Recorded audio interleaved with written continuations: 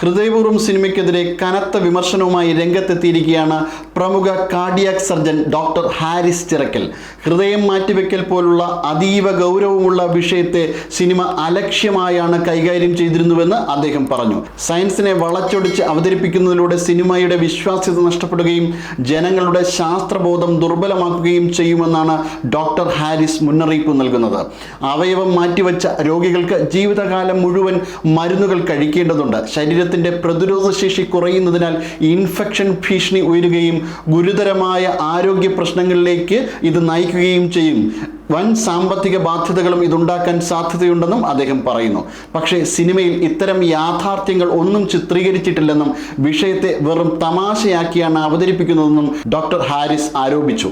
അതോടൊപ്പം ഹൃദയത്തിൽ വികാരങ്ങൾ, ശീലങ്ങൾ, സ്വഭാവങ്ങൾ കൈമാറ്റം ചെയ്യപ്പെടുന്നു എന്നത് പൂർണ്ണമായും തെറ്റായ ധാരണയാണെന്നും ഹൃദയം വെറും പേശികളും നാഡികളും ചേർന്ന പമ്പ് മാത്രമാണെന്നും അദ്ദേഹം വ്യക്തമാക്കി.